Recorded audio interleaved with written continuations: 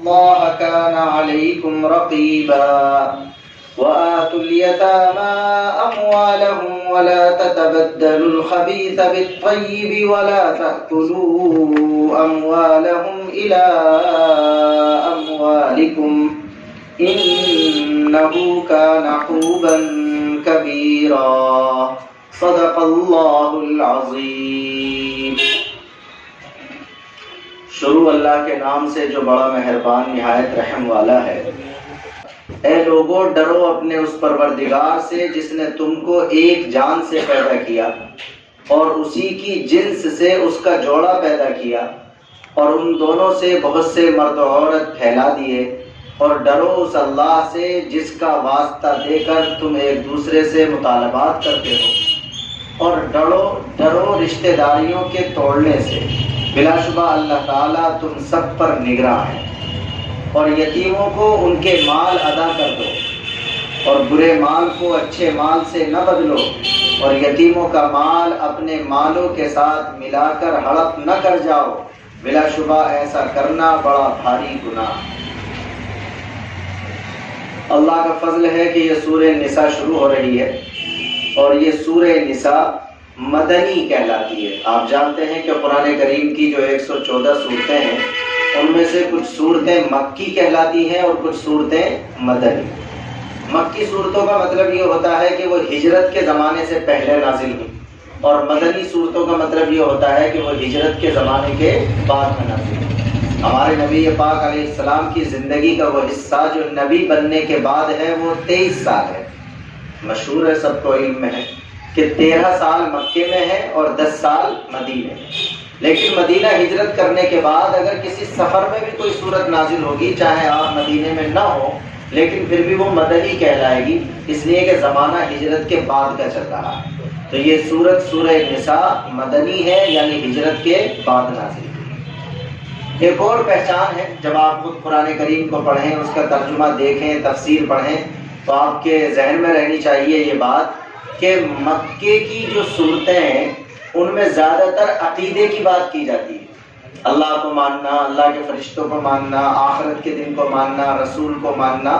یعنی مکے کے اندر چونکہ اسی سے گزرے ہیں پیغمبر علیہ السلام زیادہ، تو مکے کے زمانے میں جو صورتیں نازل ہوئی ہیں اس میں زیادہ تر عقیدے بیان کیے جاتے ہیں. اور مدینے میں یعنی ہجرت کے بعد جو صورتیں نازل ہوئی ہیں اس میں زیادہ تر مسائل بیان کیے جاتے ہیں، قانون بیان کیا جاتا ہے، مارکیٹ کا قانون بھی بیان کیا جاتا ہے، گھریلو زندگی کا، نکاح طلاق وغیرہ کا قانون بھی بیان کیا جاتا ہے. اس لیے کہ پہلے تو عقیدے ٹھیک کرنے ہیں تاکہ آدمی ایمان اور اسلام کی طرف آ جائے. اور جب وہ ایڈمیشن لے لے گا، ایمان داخل ہو جائے گا اسلام کے اندر، تو اندر کے جو قانون ہیں اس کو بتلائے جائیں گے کہ نماز اس طرح پڑھنی ہے، روزہ اس طرح رکھنا ہے، زکوٰۃ اس طرح دینی ہے، حج اس طرح کرنا ہے، زندگی اس طرح جینی ہے. تو مکے والی جو صورتیں ہیں ان میں زیادہ تر عقیدے کی بات ہوتی ہے اور مدینے والی جو صورتیں ہیں ان میں زیادہ تر قانون کی اور ہماری زندگی کے اعمال کی بات ہوتی ہے. تو یہ سورت کا نام ہے نساء اور یہ مدنی ہے یعنی ہجرت کے بعد نازل ہوئی ہے. آپ دیکھیں گے کہ اس سورت میں 24 رکوع ہیں، 24 رکوع. اب آپ دیکھیں گے کہ تقریباً 20 رکوع یا تقریباً 15 سے زیادہ رکوع وہ ہیں جو ہمارے گھریلو مسائل کو ایڈریس کرتے ہیں. باقی کچھ رکوع اس میں ایسے بھی آئیں گے جو باہر کی زندگی کی کچھ چیزوں کو بتلائیں گے، لیکن زیادہ تر جو اس کا حصہ ہے وہ ہمارے پرسنل قانون سے متعلق ہے. کہتے ہیں نا ہمارے ملک میں مسلم پرسنل لا اور انڈیا مسلم پرسنل لا. تو مسلم پرسنل لا کا مطلب ہے مسلمانوں کے نجی قانون. مسلم کے معنی مسلم، پرسنل کے معنی نجی اور لا کے معنی قانون. یعنی وہ قانون جس میں مسلمانوں کا اپنا نجی ہے، وہ کامن نہیں ہے. میں نے ذکر کیا تھا اس سے پہلے کہ نساء کے معنی آتے ہیں عورتوں کے. عربی زبان میں امرأۃ کے معنی آتے ہیں ایک عورت، اور اگر بہت ساری عورتوں کا لفظ بولنا ہو تو اس کے لیے بولا جاتا ہے لفظ نساء. تو نساء کے معنی آتے ہیں وومنس.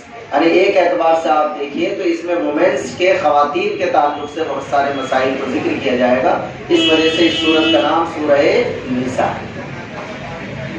اس تمہید کے بعد آج ہم نے اس کی صرف 2 آیتیں پڑھی ہیں، آیت نمبر 1 اور آیت نمبر 2. آپ کو اندازہ ہوا ہوگا پڑھنے سے اور ترجمے سے کم، پڑھنے سے زیادہ ہوا ہوگا کہ اس میں سے جو پہلی آیت ہے وہ نکاح میں پڑھی جاتی ہے. نکاح میں جو خطبہ پڑھا جاتا ہے اس میں یہ والی آیت پڑھی جاتی ہے، اس لیے کہ اس آیت میں انسان کے سب سے زیادہ بنیادی رشتے کو ذکر کیا گیا۔ آپ جانتے ہیں کہ ماں باپ کا رشتہ بھی بہت اہم ہے، بڑی عظمت ہے اس کی، بڑی فضیلت ہے اس کی، لیکن بیس ماں باپ کا رشتہ نہیں ہے، بیس میاں بیوی کا رشتہ ہے۔ یعنی وہ رشتہ جس سے شاخیں پھوٹتی ہیں، جس سے رشتے بنتے ہیں، وہ رشتہ تو میاں بیوی کا ہے۔ ماں باپ والا رشتہ اپنی عظمت اور احترام کے اعتبار سے بہت بڑا ہے، لیکن بالکل سامنے کی موٹی سی بات ہے، کوئی مرد اور عورت ماں باپ جبھی تو بن پائیں گے جب پہلے میاں بیوی بنیں گے۔ پہلے لازمی طور پر ان کو نکاح کے بندھن میں بندھ کر میاں بیوی بننا پڑے گا۔ جب میاں بیوی بن جائیں گے تو اللہ تعالیٰ پھر اپنا فضل فرمائے گا تو وہی میاں بیوی کل کو ماں باپ بھی بن جائے گے۔ تو ماں باپ کا رشتہ عظمت و احترام کے اعتبار سے بہت فضیلتیں رکھتا ہے، لیکن جو بنیادی رشتہ ہے جس سے سارے رشتے پنپتے ہیں، جس سے سارے رشتے پھوٹتے ہیں، جس سے ساری شاخیں نکلتی ہیں، وہ ہے دراصل میاں بیوی والا رشتہ۔ اسی وجہ سے یہ آیت نکاح کے موقع پر خطبے میں پڑھی جاتی ہے۔ کیا مضمون ہے اس آیت کا بتلاتے ہیں۔ سب سے پہلے اللہ تعالیٰ نے یہ فرمایا کہ اے لوگو، اس میں اللہ تعالیٰ صرف مسلمانوں سے نہیں کہہ رہا، بلکہ اس میں ساری انسانی برادری کو سامنے رکھ کر بات کی جائے۔ اے لوگو، اپنے اس پروردگار سے ڈرو جس نے تم کو ایک جان سے پیدا کر دیا۔ یہ بڑا ہمارے لیے عام قسم کا مضمون ہے، ہم سب اس کو جانتے ہیں، اور اللہ تعالیٰ نے یہ فرمایا اپنے پروردگار سے ڈرو۔ رب کے معنی آتے پروردگار۔ پروردگار کا مطلب یہ ہوتا ہے وہ ہستی جو ہماری ساری ضرورتوں کا ہر موقع پر ہماری ضرورت کے اعتبار سے خیال رکھتی ہے۔ یہ والی بات سمجھا پا رہا ہوں میں اپنی؟ رب اللہ کو کہا جاتا ہے، اس کے معنی پروردگار فارسی کا لفظ ہے، لیکن اس کے اندر بنیاد کیا ہوتی ہے رب کی، وہ ذہن میں رکھنی چاہیے۔ یعنی ایسی ہستی جو انسان کے ہر موقع کے اعتبار سے اس کی ضرورتوں کو پورا کرنے کا انتظام کر دے۔ ایک ضرورت ہماری وہ ہے جو ایز اے بچپن ہمیں پیش آتی ہے، ایک ضرورت وہ ہے ہماری جو ماں کے پیٹ میں رہتے ہوئے ہماری ضرورت ہوتی ہے، ایک ضرورت وہ ہے جو جوان ہونے کے بعد ہماری ضرورت ہے، ایک ضرورت وہ ہے جو ہمارے بڑھاپے میں ہماری ضرورت ہے۔ تو انسانی زندگی کو جس مرحلے میں بھی جس قسم کی ہیلپ کی، تعاون کی اور مدد کی ضرورت ہوتی ہے، اس کام کو پورا کرنے کے لیے جو ہستی ہمہ وقت موجود ہے وہ ہے رب۔ اور اس کے بارے میں اللہ تعالیٰ کہہ رہا ہے کہ اپنے رب سے ڈرو۔ تو رب جیسی ہستی سے جو ڈرنے کا مطلب ہے، وہ ڈرنے کا مطلب یہ نہیں ہے جیسے خوف کی وجہ سے ڈرا جاتا ہے، جیسے سانپ بچھو سے ڈرا جاتا ہے، بلکہ ایک ڈر ہوتا ہے احترام والا، ایک ڈر ہوتا ہے عظمت والا۔ جیسے ہم کہتے ہیں کہ فلاں اپنے باپ سے بہت زیادہ ڈرتا ہے، تو باپ کا مطلب کوئی درندہ تو نہیں ہے نا باپ جس سے ڈرتا ہے، بلکہ ایک احترام اور عظمت کا رشتہ ہوتا ہے جس کی وجہ سے اولاد کے دل میں اپنے باپ کا خوف ہوتا ہے، اپنے اسٹوڈنٹ کے دل میں اپنے سر کا، اپنے ٹیچر کا، اپنے استاد کا خوف ہوتا ہے۔ تو یہ اللہ نے سب سے پہلا مضمون یہ بیان کیا کہ اے لوگو، اپنے اس پروردگار سے ڈرو جس نے تم کو ایک ہی جان سے پیدا کیا۔ یہ جو پہلا لفظ ہے ایک ہی جان، اس میں دراصل ہماری رب نے تربیت کی ہے۔ میں نے بتایا نا رب کیا کرتا ہے، تربیت کرتا ہے۔ تو کیا تربیت کی ہے سب سے پہلے لفظ میں کہ اسکرین کو بڑھا کر کے اگر دیکھا جائے تو رشتے ناطے کے اعتبار سے کوئی ہمارے قریب ہوگا، کوئی دور ہوگا، کوئی زیادہ قریب ہوگا، کوئی ذرا اس سے کم قریب ہوگا، لیکن ایک بڑی اسکرین کر کے دیکھیں تو ہر انسان کا دوسرے انسان سے ایک یہ رشتہ ہے کہ سب کی جو ابتدا اور آغاز ہے وہ ایک ہی ماں باپ سے ہو رہا ہے۔ تو ایک اعتبار سے انسان کی سب سے پہلی تربیت یہ کی گئی کہ اپنے جنس کے اعتبار سے، کبوتر کبوتر کے ساتھ مل کر ایک جنس ہوتا ہے، باز باز کے ساتھ مل کر ایک جنس ہوتا ہے، مرغا مرغی کے ساتھ مرغے کے ساتھ مل کر ایک جنس ہوتا ہے، جانور اپنے اپنے اعتبار سے ہم جنس ہوتے ہیں، ویسے انسان ایک انسان کے ساتھ مل کر ہم جنس ہوتا ہے۔ تو فطری طور پر اس کی خیر خواہی کا جذبہ ہر انسان کے اندر ہونا چاہیے۔ تو ایک اللہ تعالیٰ نے سب سے پہلا مضمون یہ سمجھایا کہ تم کو ایک جان سے پیدا کیا۔ آپ کے علم ہے کہ آدم علیہ السلام کو پیدا کر دیا گیا، اس کے بعد اسی کی جنس سے اس کا جوڑا بنایا۔ یہ کتنا بڑا کرم ہے اللہ کا، اسی کی جنس سے جوڑا بنایا۔ جنس کا مطلب یہ ہوتا ہے کہ جس سے ضرورتیں آسانی کے ساتھ پوری کی جا سکیں۔ اگر کروس کر دیا ہوتا کہ یہ حکم دے دیا جاتا ہے انسان کو تمہیں اپنا جوڑا تلاش کرنا ہے جنات میں، اور جن کو اپنا جوڑا تلاش کرنا ہے حیوانوں میں، تو بڑی مشکلات پیش آ جاتی ہیں۔ لیکن اللہ تعالیٰ نے جس جنس کا، جس مزاج کا آدم کو پیدا کیا، اسی جنس اور اسی مزاج کا اس کے جوڑے یعنی حضرت حوا کو پیدا کر دیا۔ زوج کا نام آپ نے سنا ہوگا، قرآن میں بھی آیا وَخَلَقَ مِنْهَا زَوْجَهَا، اور اسی جنس سے اس کے جوڑے کو پیدا کر دیا۔ زوج عربی زبان کا بڑا نازک سا لفظ ہے، آپ اس کی حقیقت سمجھیے۔ زوج کہا جاتا ہے جوڑے کو، جوڑا مشہور لفظ ہے اردو کا۔ اصل میں زوج کہا جاتا ہے کہ ایک چیز کے دو ایسے حصوں کو جن میں سے جب تک دو نہ مل جائیں تو اس سے مقصد پورا نہ ہو۔ زوج کہا جاتا ہے عربک لینگویج اور زبان کے اعتبار سے کسی چیز کے دو ایسے حصے کو کہ جب تک وہ دونوں ایک ساتھ نہ مل جائیں تو ان کا مقصد پورا نہ ہو۔ ایک کو ادھر کر دیا، ایک کو ادھر کر دیا، تو ایسا سمجھیے جیسے جو میاں بیوی بنتے ہیں، لگتا یہ ہے کہ یہ آدھا حصہ الگ ہے اور یہ آدھا حصہ الگ ہے، مگر زوج کا لفظ ہمیں یہ بتلاتا ہے کہ دراصل یہ دونوں ہیں ایک، اور جب تک نکاح نہیں ہوا تھا تو یہ دونوں گویا الگ الگ تھے، اصلاً ایک ہی تھے یہ، لیکن ویسے الگ الگ گھوم رہے تھے تو ان سے ان کے پیدا ہونے کا مقصد پورا نہیں ہو رہا تھا۔ لیکن اپنی تدبیر کے نتیجے میں جب یہ دونوں ایک ساتھ جا کر کے مل گئے تو اب گویا کہ ایسا نہیں ہے کہ کوئی نئی چیز جوڑی گئی ہے، بلکہ اس آدھے کا جو آدھا اب تک اس سے ٹچ نہیں ہوا تھا وہ آ کر کے ٹچ ہو گیا، اور اس والے آدھے کا جو یہ والا آدھا تھا یہ تھا اسی کا، کسی اور کا نہیں تھا، لیکن اب یہ اس کے ساتھ آ کر کے کیا ہو گیا، ٹچ ہو گیا۔ تو جب یہ دونوں مل جائیں گے تو ایک چیز بن جائے گی، اب ان کا مقصد زندگی کیا ہوگا، مقصد تخلیق پورا ہوگا۔ اسے اصل میں عربی زبان کے اعتبار سے زوج کہا جاتا ہے۔ ہمارے یہاں اردو محاورے میں بولا جاتا ہے جس کی شادی نہیں ہوتی اس سے کہہ رہے ہوتے ہیں تمہارا بھی جوڑا کہیں نہ کہیں ٹہلنا ہوگا بھائی۔ تو یہ ایک تصوراتی دنیا ہے کہ ہے کہیں سے مکمل آئے لیکن وہ ابھی ایک ساتھ جڑے ہوئے نہیں ہے، جب جڑ جائیں گے تو اس جگہ اصل پہنچ جائیں گے جہاں ایک چیز مکمل ہو گئی، اب اس سے اس کے مقصد کو کیا کیا جا سکتا ہے، پورا کیا جا سکتا ہے۔ اس تقریر سے آپ سمجھ رہے ہوں گے کہ گویا انسان کو اور اس کے جوڑ کو پیدا کرنے کا جو اصل مقصد ہے وہ نسل انسانی کو بڑھانا ہے۔ آپ کہیں گے ہمارا مقصد تو روٹی کھانا ہے تو اکیلے سے بھی پورا ہو رہا، ہمارا مقصد تو آرام کرنا ہے تو اکیلے سے بھی پورا ہو رہا۔ اس کا مطلب یہ ہے کہ آپ اصلی والے مقصد کو ابھی سمجھ نہیں پا رہے۔ اصلی والے مقصد کو اللہ تعالیٰ نے اسی آیت میں ذکر کر دیا اور فرمایا اپنے اس پروردگار سے ڈرو جس نے تم کو ایک جان سے پیدا کیا اور پھر اسی کی جنس سے اس کا جوڑا بنایا اور پھر ان دونوں سے بہت سارے مرد و عورت پورے زمین کے اندر پھیلا دیے۔ اس کا مطلب، اس کی مثال ہمارے استاد محترم دیا کرتے تھے، چپل سے بھی مثال دے دیا کرتے تھے کبھی۔ جوتا جو ہوتا چپل، یعنی وہ ایک جوتا دوسرے جوتے کے لیے زوج ہوتا، یعنی اس کا جوڑا ہوتا ہے نا۔ آپ چپلوں کو بھی کہتے ہیں نا کہ کہاں گیا جوتے کا جوڑا ہوتا ہے وہ۔ اگر ایک الگ کر دیا جائے تو جو مقصد ہے دونوں پیروں میں پہن کر چلنا، وہ اگر صرف اس کا ایک ہو تو اس سے مقصد پورا نہیں ہوگا۔ تو زوج کہا ہی جاتا ہے ایسے آدھے حصے کو کہ جب تک وہ اپنے دوسرے والے آدھے کے ساتھ نہ مل جائے تو اس کا مقصد پورا نہ ہو سکے۔ تو بیوی اور شوہر یہ دونوں دراصل ایک ہیں اور دونوں پھر آدھے آدھے ہیں، اور پھر دونوں کو ایک کیا گیا تاکہ ان کا مقصد تخلیق کیا ہو سکے، پورا ہو سکے۔ حضرت آدم کو پیدا کیا، ان کی جنس سے حضرت حوا کو بنایا، اور اس کے بعد ان کے ذریعے سے اللہ تبارک و تعالیٰ نے یہ کائنات بشری، انسانی کائنات ساری دنیا میں پھیلا۔ تو نمبر ایک ہماری تربیت یہ کی گئی نصیحت کے طور پر کہ تمہارا رشتہ دراصل ایک ہے، لہذا انسانی رشتے کے اعتبار سے تم سب کو ایک دوسرے کا خیر خواہ ہونا چاہیے۔ واضح ہو گئی بات۔ دوسرے دو مضمون ہو رہے ہیں آج کے سبق میں، دیکھیے پھر نمبر ایک تو سب انسانوں کے ساتھ خیر خواہی کا جذبہ ہونا چاہیے، لیکن پھر ہم دیکھتے ہیں کہ تعلقات میں بھی درجہ بدرجہ چیزیں ہوتی ہیں، تو جس کا زیادہ قریبی تعلق ہوگا اس کے زیادہ حق ہو جائیں گے۔ مسجد میں ہم بات کر رہے ہیں، مسجد میں بھی ہم کہتے ہیں کہ نہیں کہتے ہیں بھئی اپنے پڑوس کی مسجد کا زیادہ حق ہے۔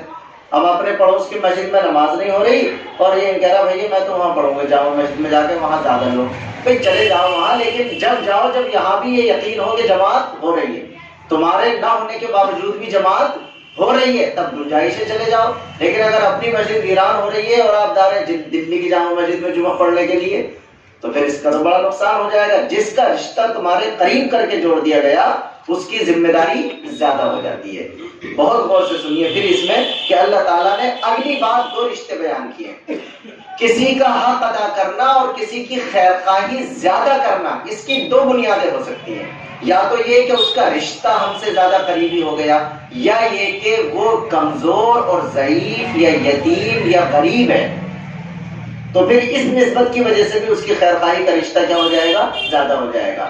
ان دونوں کو یہاں ذکر کیا اللہ تعالیٰ نے جو آج کی آیتوں میں ہے، ایک کا نام لیا رشتہ داری سے، دوسرے کا نام لیا یتیم سے۔ ترجمہ میں ہے نا یتیم کا مال نہ کھاؤ، تو گویا رشتہ داری کا نام لے کر تو یہ بتلا دیا کہ انسانی رشتے میں سب شریک تھے، لیکن ان میں سے جو آپ کا رشتہ دار بن جائے گا اس کے حق ادا کرنے کی ذمہ داری زیادہ ہو جائے گی۔ ایسے انسانی رشتے سے سب کی آپ کو خیر خواہی کرنی تھی، لیکن اسی وارڈ میں، اسی محلے میں، اسی سماج میں انسانوں میں سے، ہم میں سے جو غریب، کمزور، یتیم، بیوہ، پریشان حال ہوگا، اس کی خیر خواہی کی ذمہ داری ہم پر کیا ہو جائے گی، زیادہ ہو جائے گی۔ اللہ تعالیٰ نے دوسری چیز فرمائی وَاتَّقُوا اللَّهَ الَّذِي تَسَاءَلُونَ بِهِ وَالْأَرْحَامَ، ڈرو اس اللہ سے جس کا واسطہ دے کر تم ایک دوسرے سے مطالبات کرتے ہو۔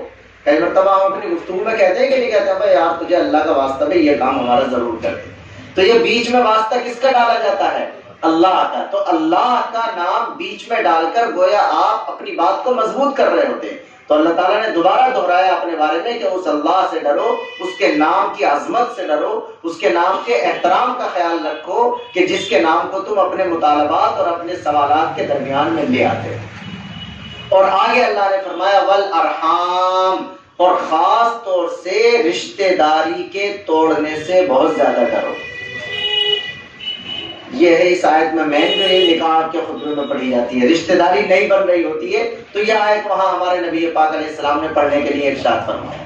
دیکھیے رشتہ داری کو جب اللہ نے پیدا کیا تو حدیث میں آتا ہے کہ رشتہ داری نے اللہ سے یہ کہا کہ مجھے آپ کیوں پیدا کر رہے ہیں، مجھے تو لوگ توڑ دیں گے، میرا بڑا ستیہ ناش کریں گے، مجھے بڑا ستائیں گے۔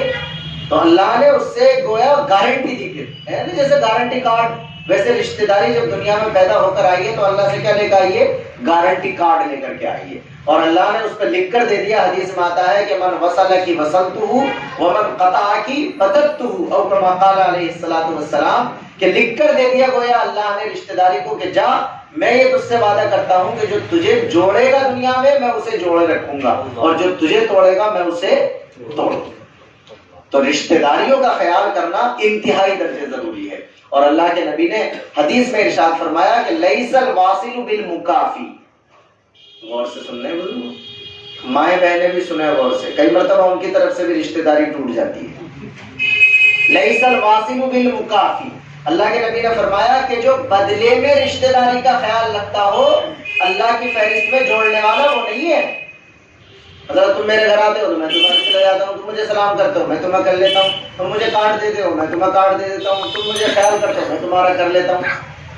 یہ اچھی چیز ہے، کرنا چاہیے، لیکن اصلاً رشتہ داری کا جوڑنا کب کہلائے گا؟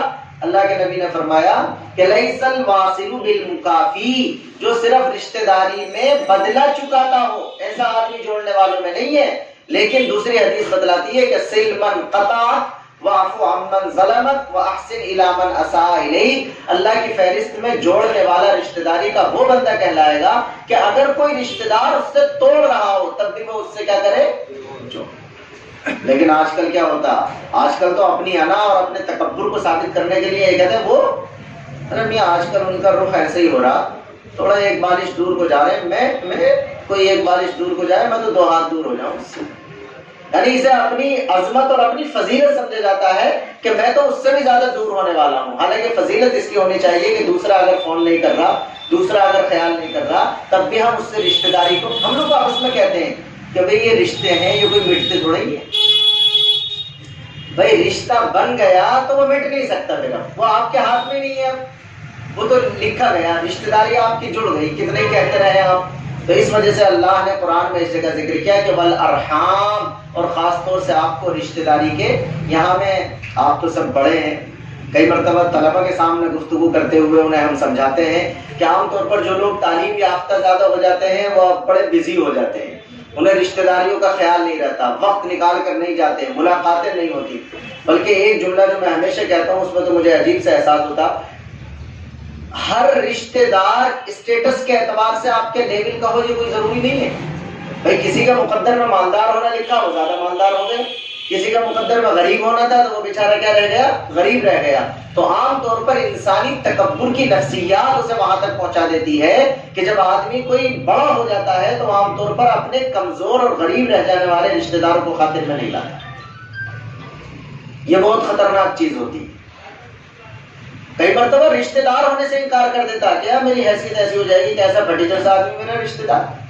اس لیے اپنے ذہن کو مارنے کے لیے، اپنی اصلاح کرنے کے لیے اور زیادہ خیال رکھنا چاہیے، اور زیادہ ان کے پاس ٹائم نکال کر جانا چاہیے، ان سے دعائیں لینی چاہیے، خیال رکھنا چاہیے اس چیز کا. کئی مرتبہ آدمی بڑے فخر سے کہتا، کسی سے ملاقات ہوئی جیسے آپ کے ساتھ ہمارے ساتھ ملاقات ہو گئی، دوسرے کوئی ساتھ بیٹھے تو کہنے لگے بھائی کون ہے یہ؟ میں سماج کی بات کر رہا ہوں، یہیں کی ہر جگہ کی، کہ بھائی یہ کون تھے؟ تو آدمی بڑے فخر سے کہتے یار ہمارے کوئی رشتہ دار تھے، پتہ نہیں کون، کچھ لگتے ہیں ہمارے.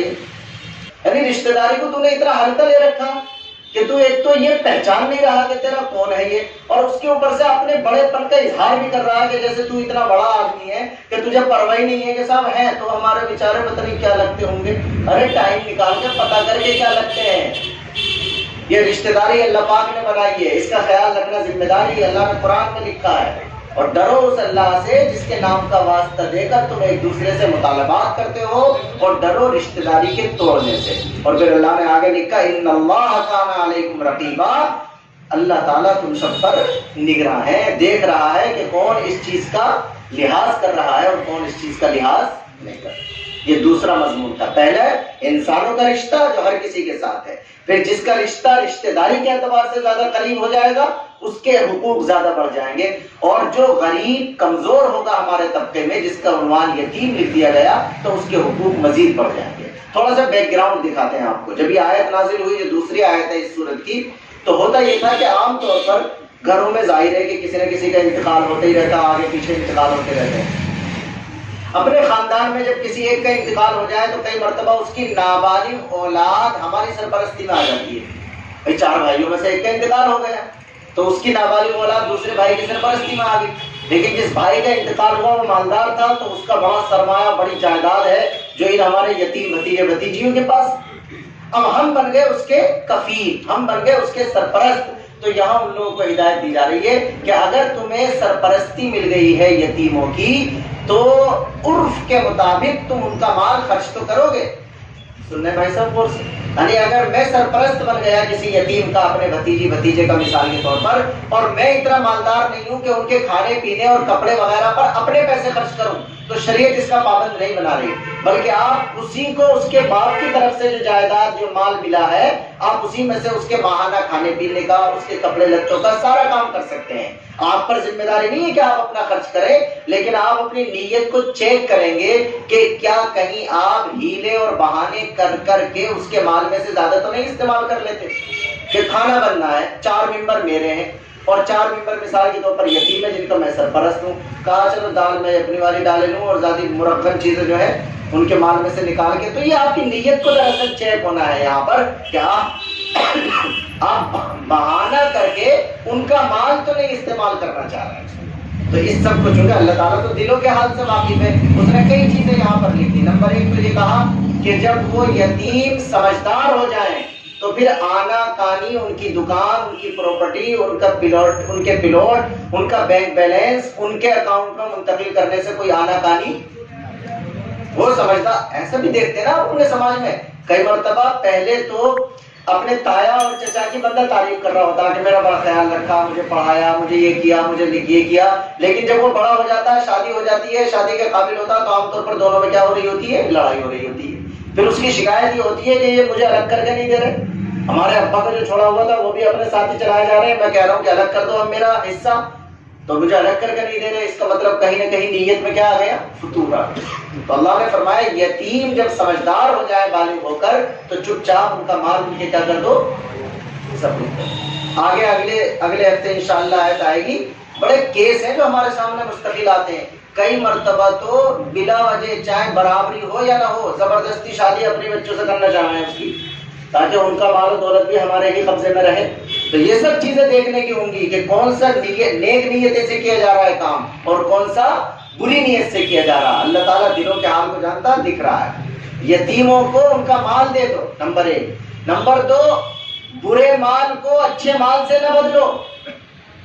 अपना भी बेड है और अपना भी सोफा है, अपनी भी कुर्सी पड़ी हुई और भैया की भी है जो अब यतीम के पास आ गई है, तो बुरे माल को अच्छे माल से न बदलो। जो उनका है उनका रहेगा और जो आपका है आपका रहेगा। अगला हुक्म है वला ताकुलू अमवालहुम इला अमवालिकुम। इसको मैं समझा चुका हूँ। उनके मालों को अपने मालों के साथ मिलाकर हड़प न कर जाओ। यानी दिखाई तो ये दे रहा है या दूसरों को ये शो कर रहे हो कि गोया हम खर्च कर रहे हैं इन पे, और अंदर खाना अपने किचन को आबाद कर रखा है उसी यतीम के माल से।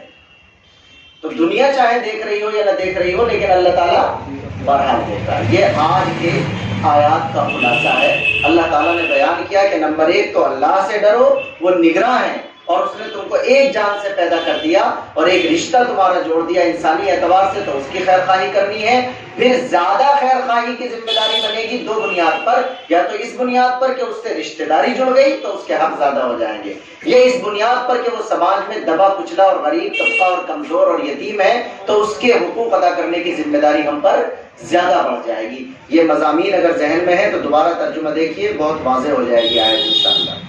ऐ लोगों, डरो अपने उस परवरदिगार से जिसने तुमको एक जान से पैदा किया और उसी की जिन्स से उसका जोड़ा भी पैदा कर दिया, और फिर उन दोनों से बहुत सारे मर्द औरत पैदा दिए। और डरो उस अल्लाह से जिसका वास्ता देकर तुम एक दूसरे से मुतालबात करते हो, और डरो रिश्तेदारी के तोड़ने से। बिलाशुबा अल्लाह ताला तुम सबका निगरां है। और यतीमों को उनके माल दे दो और बुरे माल को अच्छे माल से न बदलो, और यतीमों के माल अपने मालों के साथ मिलाकर हड़प न कर जाओ। बिलाशुबा ये सब कुछ करना इंतहाई दर्जे बुरा और बड़ा गुनाह है। अल्लाह तबारक व तआला हम सबको कुरान से फैज़ हासिल करने की, कुरानी अहकाम को समझने की और उससे तरबियत हासिल करने की तौफीक अता फरमाए।